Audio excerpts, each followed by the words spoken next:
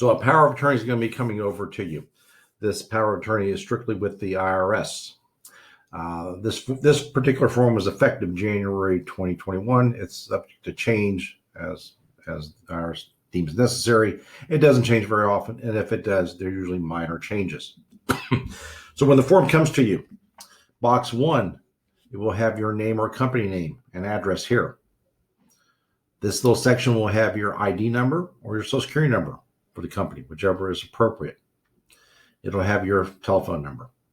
Plan number, if applicable. That does not happen very often. Part 2, we'll have it already filled in just as is.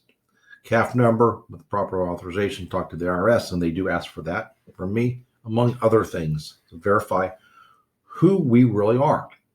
Because ID theft is very easy. So that's one question they ask me, but there's a slew of other things to verify before they actually talk with me, even though they have this power of attorney on file. Description of what we're authorized to discuss, whether it's income, payroll, 1040, whatever it may be, the form in question or forms, they have to be listed separately, and the year or years involved. We usually cover a period of time. Page 2. At the top will be your name or the company name. That'll be pre-printed in here. And over here will be the EIN number. Here is where you sign. They'll be X'd, and we manually do it. You print your name. Your name will be pre-printed here. It'll be dated, title. Digital signatures are not yet allowed for this. I will repeat that. Digital signatures are not allowed. They want your signature. So when you send it back to us, it must have your signature on it. This is why we do not currently send it to you through PandaDoc for digital signatures. They're not yet permitted. Don't know if they ever will be. Likely, but not in the short term. Down here at the bottom, we begin my information. I'll sign this afterwards with the date involved. Usually I sign it before it gets sent over. So you've got the signature already in file.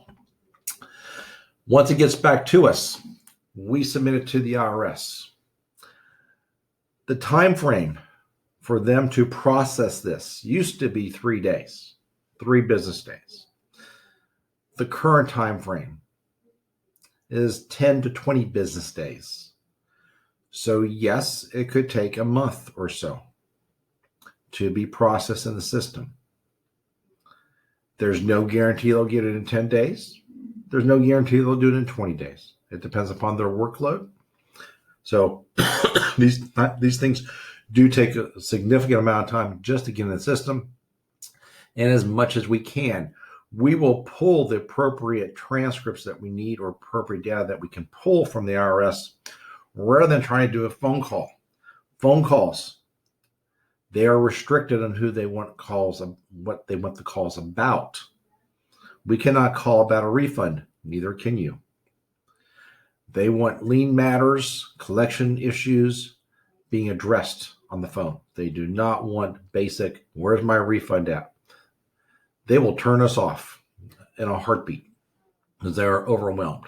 So we pull as much as we can electronically and try to figure it out that way. Last resort, unfortunately, is the phone call, because those phone calls can easily take 1, 2, 3 hours. And yes, there are times we will call. We'll be on the phone for an hour and a half and we'll be disconnected and we have to start all over again. That goes true for yourself as well. Probably much more so in your end than ours. So anyway, this is what a power of attorney looks like. It'll come over to you for signature. Do you sign it, date it,